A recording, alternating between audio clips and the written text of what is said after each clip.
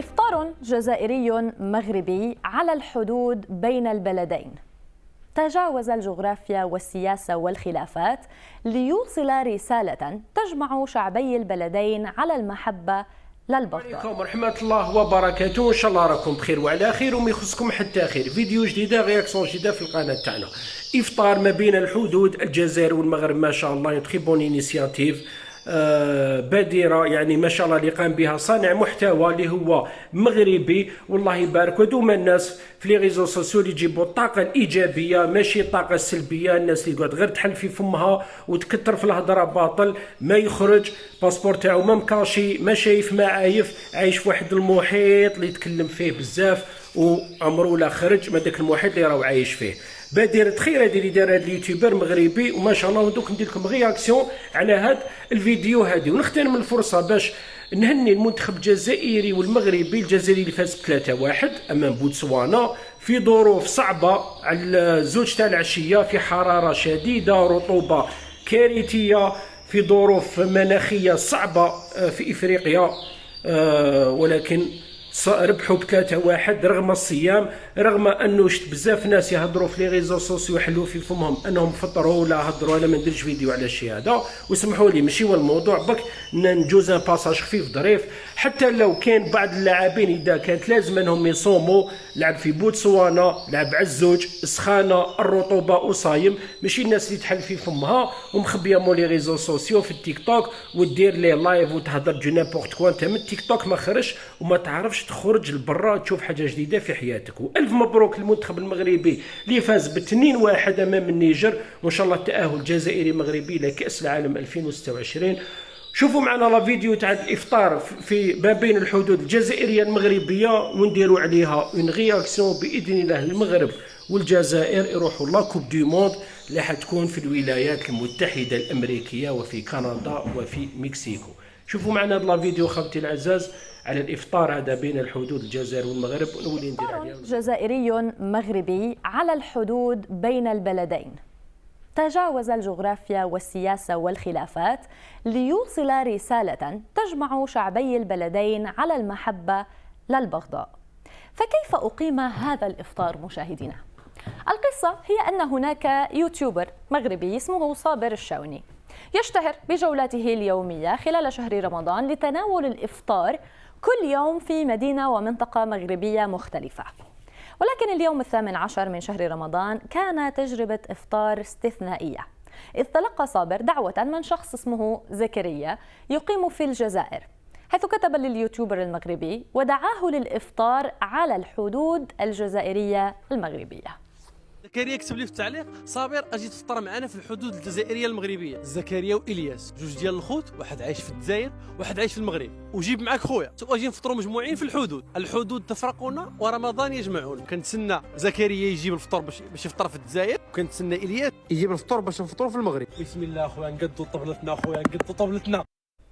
إذن لبى صابر هذه الدعوة ليتم الإفطار في المنطقة الحدودية، وبالتحديد عند مدينة أحفير على الجانب المغربي وقرية بوكانون على الجانب الجزائري، ولا يفصل بينهما سوى 550 مترا فقط.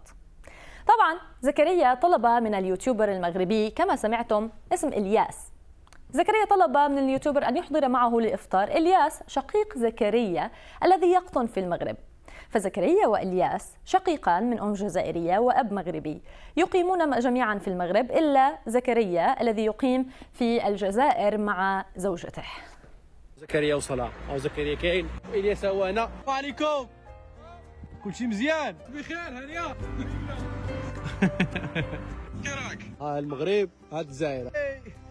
بالصحة بالصحة، حنا ودن عندنا ودن. عتاي مغربي الجزائر. والله الا فطور في واحد عسيس تشكيل. احنا دابا كنفطروا هنايا، وزكريا والمدام ديالو هو كيودن. اخويا صابر الطبله تاعنا. بسم الله ذوق معنا. بسم الله. تمر مغربي. لا تمر جزائري. ما تكذبش. صحة فطوركم. غتصوموا وتعاودوا ان شاء الله. قولي له صحة فطورك. هذا الإفطار طبعا أسر قلوب المغاربة والجزائريين وسط خلافات وتوترات سياسية مستمرة بين حكومتي البلدين. مشاهدينا، ينضم إلينا الآن من مدينة وجدة المغربية صانع المحتوى المغربي صابر الشاوني. صابر، أهلا ومرحبا بك في ترندينج ورمضان مبارك. أولا حدثنا أكثر عن شعورك عند تلقي الدعوة من زكريا.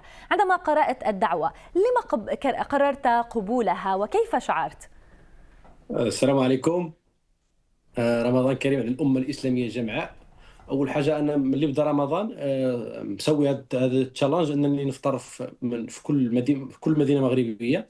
فطرت في الداخله، في طنجه، في كل المدن، وكنمشي على حساب التعاليق ديال الناس. اللي يقول لي روح لمدينه كنروح من مدينه لمدينه.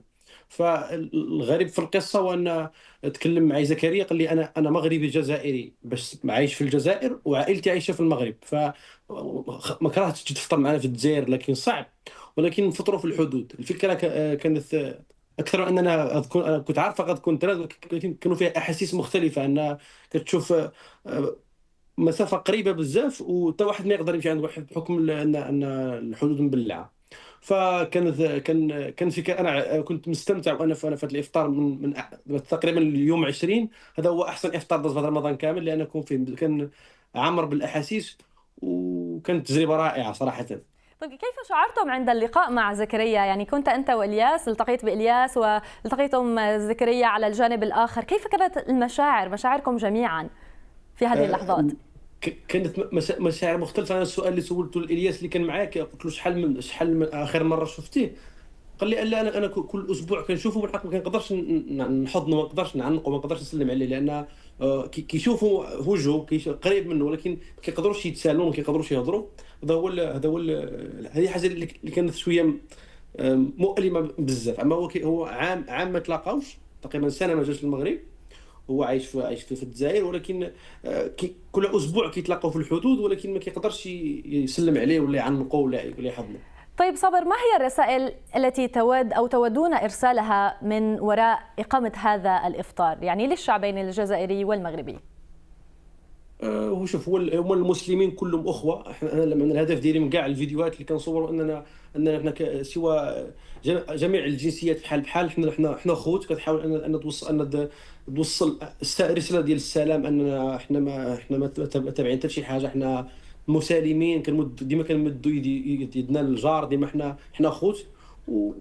والله يعدل شي حال يا ربي وان شاء الله. نعم صابر، شكرا جزيلا لك، كنت معنا في ترندينج. شكرا. ما شاء الله، والله يبارك. هم الناس اللي عندهم الطاقة الإيجابية وعندهم كما نقولوا أفكار جيدة وأفكار كما نقولوا ماشي سلبية، أفكار إيجابية. من تري بون إنيسياتيف.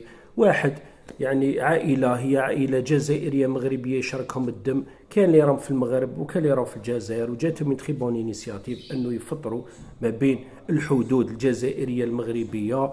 وكما نقولوا يتصوروا يديروا ينابيل فيديو بلا كام، ومن ربي يبارك.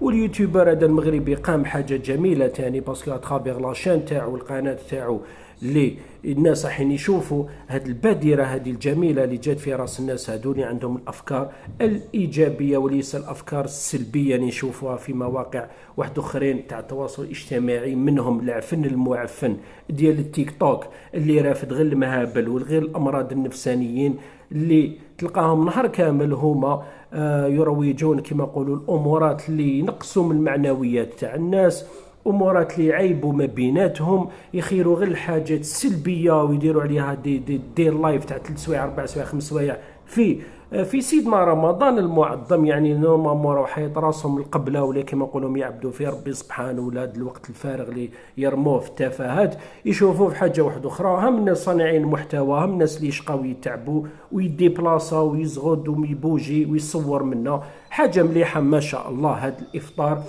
تاع ما بين الحدود الجزائريه المغربيه صافي بليزر كي نشوفوا ناس عندهم هذه الافكار هذه الايجابيه وليست الافكار السلبيه اللي نشوفوها دي فوا في بعض المنصات تاع التواصل الاجتماعي سواء تيك توك ولا يوتيوب ولا اللي تزيد غير تجيب العيا وتزيد تفشل الانسان.